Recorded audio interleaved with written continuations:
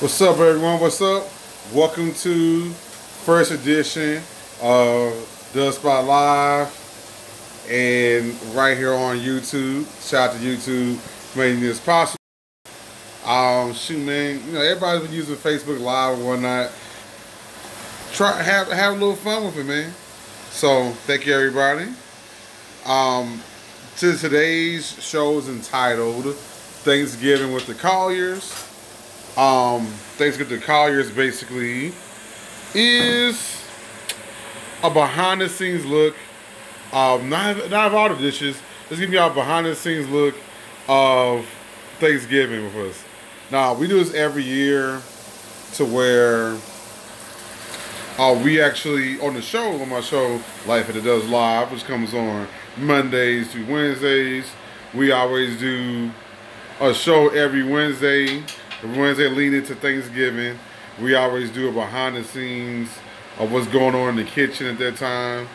So yeah, it's gonna be no different. Definitely excited. And let me refresh some things. So yeah, I'm gonna go ahead and share this link out there so people know what time it is. Hold up, wait. Okay. All right, let's go ahead and get people tuned into Thanksgiving with the Colliers live. Thanksgiving with the Colliers on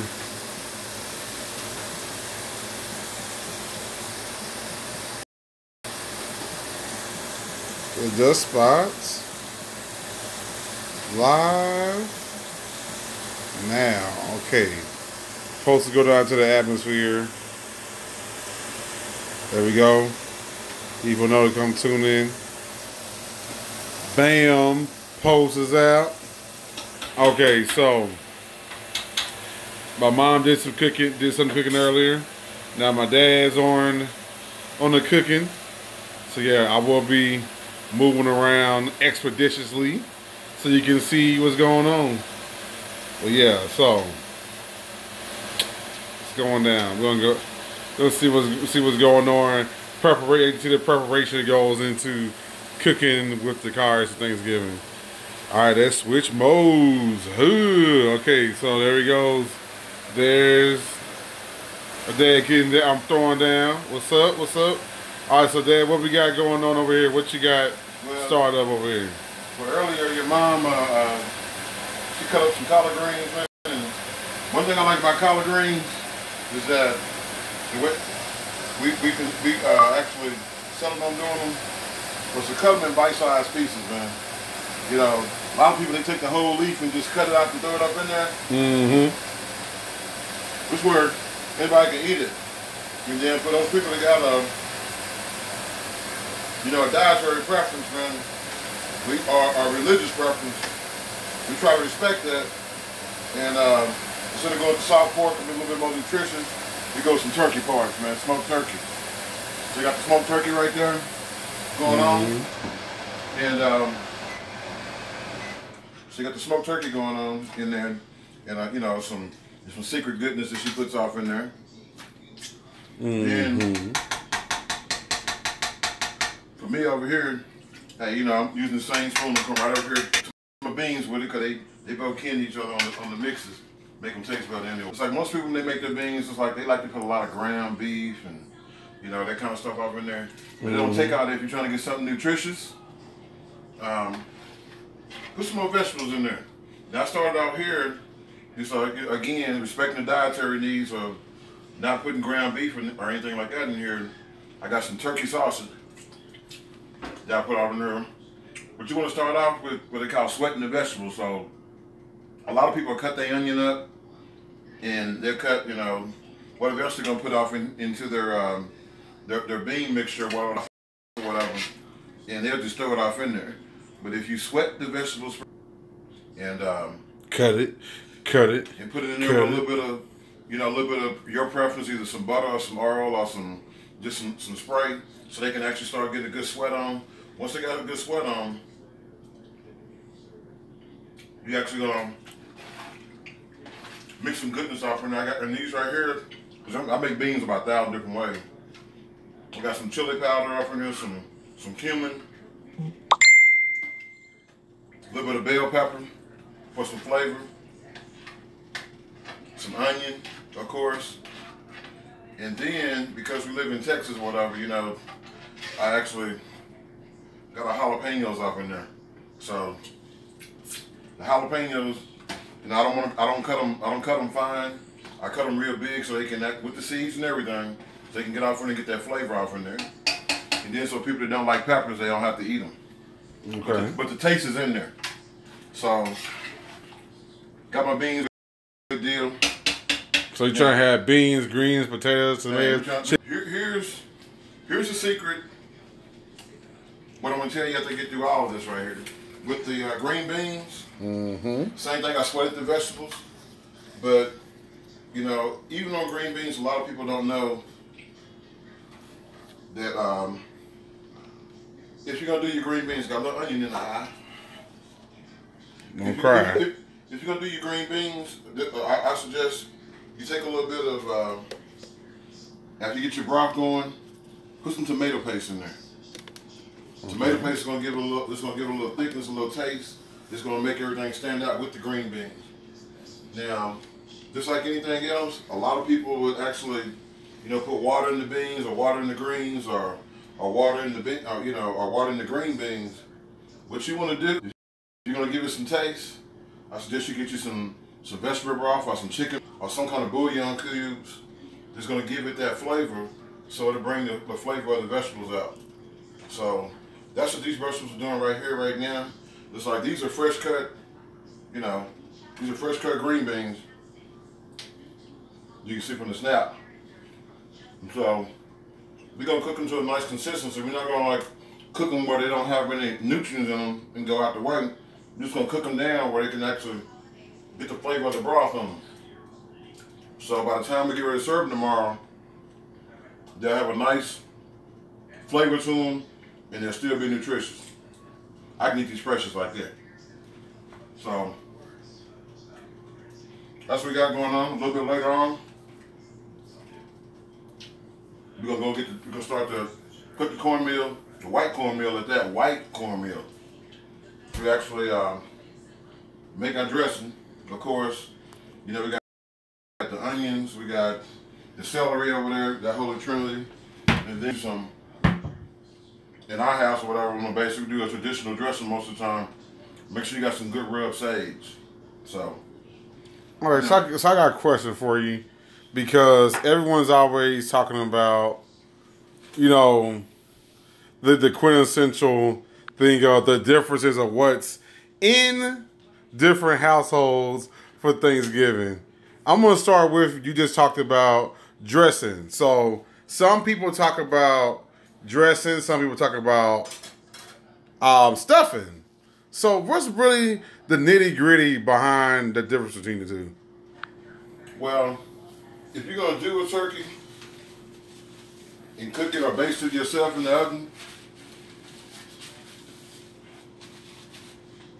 they have stuffing mix. And stuffing is more of a bread, more of a bread or seasoned breadcrumbs, some onion and some with all kinds of stuff to give it some flavor. So you might even, if you, depending on where you live at, they might put, they put apples in the turkey. They may put, whole onions in the turkey. They may put some of everything in the turkey just to give it some flavor on the inside.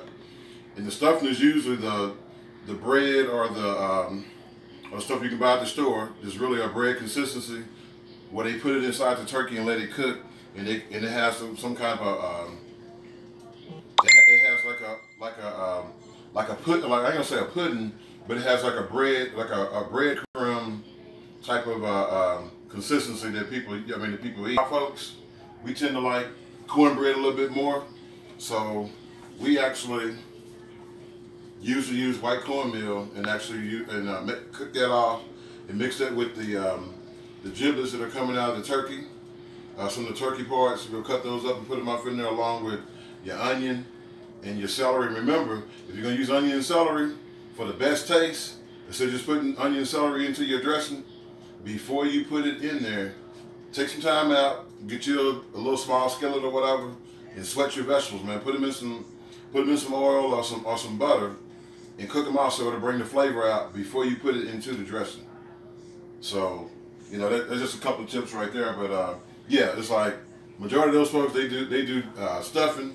We over here we do dressing, and I'm pretty sure just about everybody in the household that look like us or the melanated household, they're gonna use dressing. Okay. All right. Let's go to the next other thing that's sweet potato pie versus pumpkin pie. Well,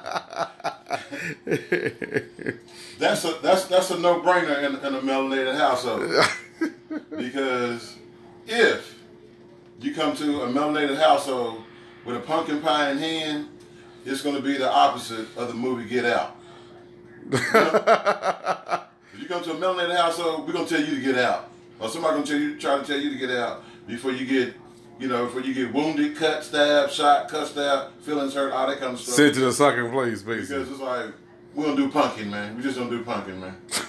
Pumpkin is for Halloween and Charlie Brown, so none of that in this house. And thank God this year, it's like, you know, I usually do pies every year. Oh, because I want to make sure we put that disclaimer out. Oh, let me make sure they looking at me right in the face. Make this disclaimer out. Usually he bakes and stuff. So don't get it twisted when we show you we got, but we do cook so much of stuff ourselves. Hell, we gotta take a goddamn break. We want to see how it would be to actually do some patty products. So we got some patty pies this year, and then I usually always do a peach cobbler. He always, trust me, he always is. Since the missus decided she's gonna give me a break on that, we got some patty peach cobblers as well. So, you know, this desserts we're gonna try a few things out. And you know, I will tell you this: we don't skip on the toppings, because it's like, man, Brahms got the best eggnog ice cream. Brahms, I didn't give us a check. I mean, yeah, they got to cut us a check, Brahms. The best eggnog ice cream you want to taste, man, for Brahms, man. So, you know, you put that on top of anything, Brandy Alexander, if you're making some libations, man, it's like you want to go with the eggnog ice cream. But I want to tell y'all something, man, about a story about a guy named JoJo. And I tell this story everywhere I go, so, and, you know, just to break the ice with folks, whether if I'm in a banquet setting or whatever, or if I'm in a meeting or whatever. Man, this cat named JoJo, man, it's like, JoJo was always late. Every time we had a banquet, JoJo would always be late. And a lot of people, if you went to the banquet around JoJo for the first time and you didn't know who JoJo was, you see this guy come through the, you know, it wasn't nothing special. He'd come into the room, come into the banquet room and actually, you know, sit down or whatever. You know anything about banquet food, it's pretty much, you know, the standard. You're going to have a chicken, fish, or maybe a beef or whatever, along with a couple of, you know, a potato or rice or something like that, and then some type of vegetable stored on the plate. What would bring life to that is what JoJo had. And JoJo had to be the most popular guy at all banquets. You know why? JoJo brought the hot sauce. You brought the hot sauce, man? If you want to be like JoJo, you want to be popular, man, you need to take you some hot sauce. You got to be some hot sauce in those periods, because you never know when you're going to be the life of the party just by having how bottle it is. So what you're trying to say is that you can't cook, you need to at least bring the hot sauce. You need to at least bring the hot sauce. Or, hold on, we got something else that we have, another secret weapon that we like to use sometimes soon. Some sweet barbecue sauce. We usually keep some Sweet Baby Ray's up in there somewhere, but I'm trying to think, since we went, I think we keep one. We keep one on lock, just for the hell of it. You can see this one is almost depleted, but it's like we don't have some Sweet Baby Ray's around the house somewhere, because it's just one of them staples now. It used to be, you know, we didn't come a long way. It used to be Kraft regular, and you add your ingredients to it, like some real honey. You know, put some real honey and make your own concoction of a Sweet Baby Ray's. But you know, some products are the way they are to be able to, like, you know, to be able to put with your meal. So this Thanksgiving right here is gonna be pretty easy for this year because we didn't plan on doing something big and over the top. But you know, I do like having fresh vegetables and doing them myself. So we got the fresh greens, the fresh green beans. We got the fresh red beans cooking. So all the vegetables are fresh, and they have fresh vegetables added to them. So all that there is made with love. My big thing is because I'm part of Black Wall Street Fort Worth is to actually. That's what we call a shameless plug. Shameless plug. Shameless plug. But the whole thing about Black Wall Street Fort Worth, man, is to actually get black people falling back in love with black people. Well, black businesses and black services can thrive. So, with that being said, this year right here, we actually decided we was going to give a black business a break and actually get them to actually, we decided to buy a smoked turkey and a smoked ham from them and try their wares out. So, Mo Better, I'm giving you a plug. So, if I get my turkey and my ham home later on tonight and it ain't up to par, I'm gonna go back and I'm gonna rescind my plug. But as of right now, y'all good with me. So we got that going on. There's a lot of things happening in the kitchen. But if you don't remember nothing else, ladies, if you don't remember nothing else, your secret weapon in the kitchen is gonna be this. Everywhere on anything that you cook that requires water, chicken broth. Most of the times you do it in a 1 to 4 parts. So one part chicken broth and 3 parts water or something like that. You usually come out on top because it's going to give the flavor. Or if it's vegetable broth, same thing. If you don't want any type of liquids in your meal, man, get you some broth and put it off in there, and you're gonna be glad you did because the taste's gonna come out better. So, but that's my time on in the kitchen, man. All right, so. Yeah, what I'm going to do is I'm going to take y'all on a tour of every year, like he was talking about earlier, the ice cream isn't just for the peach cobbler. The ice cream was also for if you make some drinks. We got a little bit of everything. And so let me tell you what we got in libations for this year. All right, so we got, let me get the camera ready to go. We got some New Amsterdam apple flavored vodka. Y'all know me. If y'all been following me for a while, y'all know how apple liquor does to me. Y'all know the story about the only time I've been drunk was from apple flavored drinks. So we got some peach margarita mix. We got some pineapple margarita mix. So very fruity for this year. And you never know, people bring their own libations, might bring some extra stuff to come in, so just stay tuned alert. But they also we mix in. So explain to us what you mix to make. So you were talking about this concoction of eggnog. What were you talking about? Most of your drinks that are in its early form stages go back to the Brandy Alexanders. So Brandy Alexander with the instead of the place of using vanilla ice cream, it's holiday time, so you do it with a twist. So you're gonna put your ice cream concoction in there with a little bit of your eggnog ice cream with about 2 jiggers of brandy. This is for one drink. 2 jiggers of brandy, 2 scoops of ice cream, follow with a little bit of eggnog itself. Or if you don't have eggnog, you can use a little bit of just give it a little taste. You can do some Coco Lopez or something like that. That'll give it put a little, but it's still going to mix real well. And then what you want to do is top it off with a little bit of nutmeg when you get ready to bring it out, and maybe some cinnamon, and it's going to actually give it that flavor. So it just kind of fits the theme of having your spiked eggnog, more or less. But it's a good concoction that way.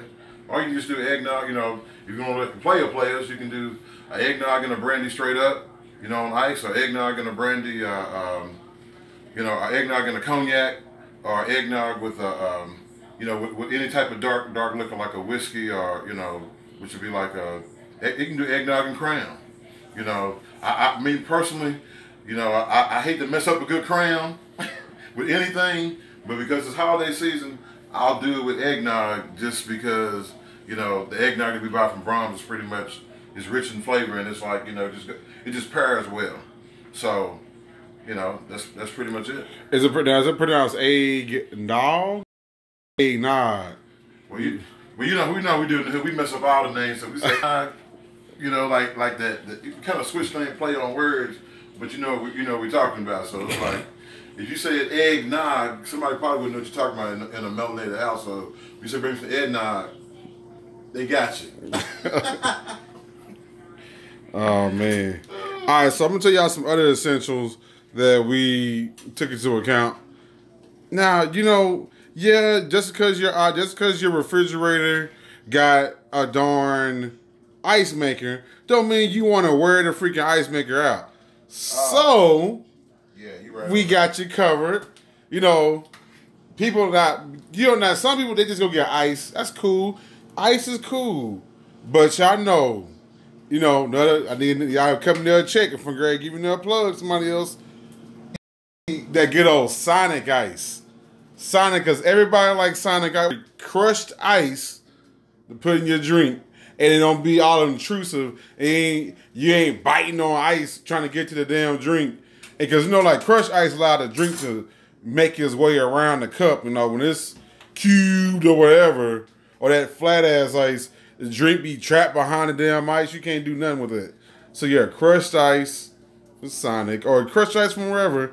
But usually Sonic is the one who's most convenient on doing that. So ice. Noah's like one of the last things you were thinking of, but ice. And just on top of that, if you got house guests that you know they can't cook, or feel like this thing say they can't cook, people just don't favor their food in any type of way. If you're giving out assignments for guest lists, the best thing you can give them to be able to bring, because you can never have enough, is ice. So most of the time when I have like a major party or do something like that, because they'll, you know, if you depend on them for drinks, they'll forget the drinks. If you depend on them for paper plates, they might forget the paper plates. But if you depend on them for ice, and you got like 4 or 5 people bringing ice, you're gonna have more than enough ice. So therefore, don't be mad if you have more than enough ice. You can just throw it away. You know, it's ice.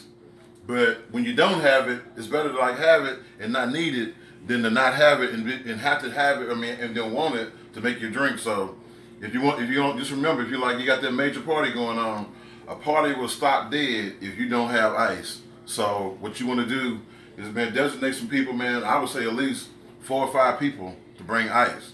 So if you get you set. If all 4 of them bring it or 5 people bring it, then now you got ice.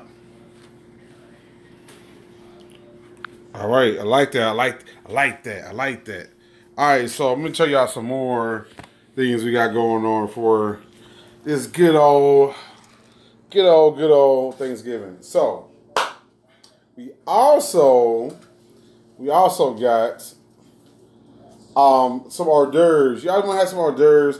Me personally, I like to have, you know, some people do deviled eggs, some people do some chips, some people do fruit trays, some people do vegetable trays.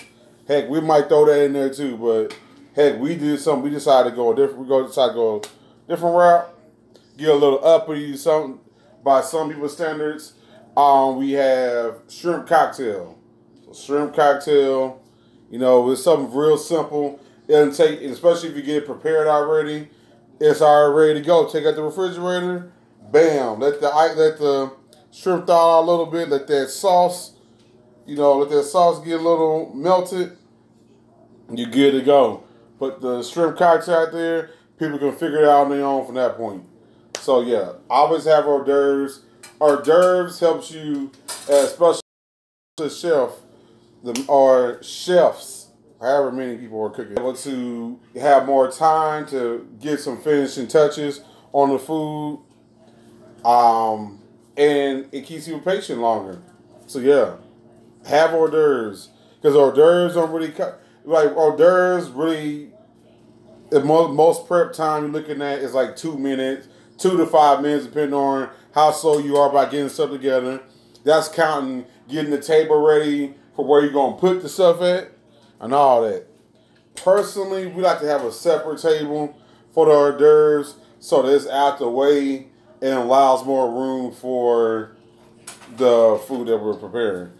Now, let me show you something that a lot of people y'all don't think about at Thanksgiving. When you prepare, you know, you think of these things. Pans right here, people. Perfect. Tell you why. Because then you got people going back and forth to the darn oven or to the stove again, or what, you know, everybody now all like this. It puts in more of an assembly line. And when you got like this, it make people hurry their ass up. You put it on, you put the little heater, chafing just things underneath them. Bam. Put the food in there. Now you got the little assembly line. People move their ass around faster. I got something to add to that too. All right, let me go ahead. Let me put that feed over on you. Okay. With the pans themselves, I'm gonna grab one to you as well. With the pans itself, it's like the reason why, you know, you want to use this is all the reasons said. But your main reason, if you ever want to have the perfect scenario of serving food and keeping people, man, safe, is you want to keep hot food hot and cold food cold. So just like you can put, you know, water in here and put the sternos up under them to keep stuff hot, you can put ice in here and put your cold food on top of that to keep the cold food cold. Because I don't know how y'all feel, but if I go somewhere and I see like you know, hey, I've been somewhere and you seen, you know, the food just on the table, it might be in one of these pans. But if you don't have a sterno or nothing up under it or not, depending on what time they actually put the food out and what time you eat. So with that right there, it's like you roll the dice if they don't have the hot food hot and the cold food cold. So, and then of course right there, it does help on the assembly line. And then because these are disposable, it's good for cleanup, because once it's all over with and, you know, and the guests pack the plates off, then you always can throw these away. Or you can just give them the pan and say, hey, take the whole pan, and they go do their thing. Get a chicken that tastes like wood. That's what y'all don't want to happen. I'm be having y'all chicken taste like wood, because I would, if I find out y'all was at somebody's household and the chicken tastes like wood, guess what's gonna happen? Yes, yes, yes. You will be one of the crickets of the week following week. Just know I want to have you as a cricket. So you better have your ish together. Make sure your food don't taste like wood. Or shoulda, coulda, woulda, whatever all the extra stuff would have added in there. I should have put some more of this. I could have put some more of this. I would not. Make sure your stuff is together, people. All right, so man, that's pretty much it, man. Just wanted to do a little quick test drive to Dust Spot Live. Dust Spot Live was basically we'll start doing live simulcasts of Life at the Dust live through here. So stay tuned alert for that. Also some of the members of dustspot.com, or some people who would love to be on dustspot.com as well. If you're in the entertainment industry, that's what the site is for. I'll come there sometimes periodically, talk about contests going on, talk about how to navigate the site, all that kind of stuff. And yeah, man, that's pretty much what the Dust Spot Live be for. And yeah, some fun skits on there and everything. So stay tuned for that. Although we're not really into what Thanksgiving is for, what people portray Thanksgiving for, we're more so about another excuse to bring family together to one another. So in the spirit of Thanksgiving, I will go ahead and tell you as far as what I give thanks for, man. First of all, I give thanks for y'all taking y'all time out to even watch this video. Thank you to everyone that did it. Whether it's live or you catch it on the archives, we appreciate you. Another thing I appreciate is family. Like hold your family tight, man. And, you know, don't let don't let silly stuff tear y'all apart. Mend the crap together, man, and keep it moving. And because, as they say, the family that prays together stays together. I know it's like a cheesy phrase, but really, at the end of the day, if you and your family you and your family are a cohesive unit, can't nobody, and some of the people out there, I'm sorry, I'll clean it up a little bit. Can't nobody F for you if your family is a cohesive unit. So definitely do that. And you know, and cherish the people that you have, man, while you have them. So, you know, don't look back tomorrow and going, oh man, I missed this person. I wish I would have did this. Do whatever you can. Do whatever you can, man. And instead of being sad, just remember the good memories and draw energy from those people. Y'all saw my status, some on my Facebook, you saw my status. I said that, you know, what I'm going to do is allow, you know, my grandfather who passed away this week. I'm gonna say I was gonna allow myself to draw energy for him to go even harder what I do. So that's what you need to do. Like, use the air, draw in people. Don't make yourself get completely down. Hey, listen, my dad. You know, this time of the holidays, we got family kind of scattered, and it's like, so I always think about, you know, I get to be with this generation, which my kids, you know, pretty much a lot, but then it's like the grands. You know, you become a grandfather, you want to always, you know, let your grandkids know you're thinking about them. So this right here is actually, you know, since it's memorialized some type of way, it'll be like they can go back and look at it. I just want to say a shout out to, hey Riley, I'll see you tomorrow, hopefully, and bring your Snaggletooth self on over here so we can actually sit down. Papa C loves you.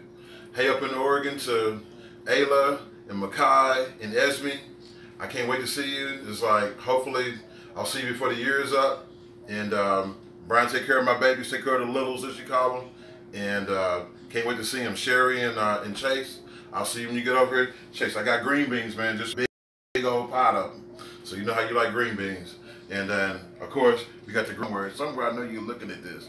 So, you know, when we get here, we got greens, and some green. So I'll see you when you get here. This guy. But yeah, so yeah, people, I appreciate you guys for tuning in. This is Thanksgiving with the Colliers edition over here on you guys. Just have a safe holiday and see y'all next broadcast. Peace.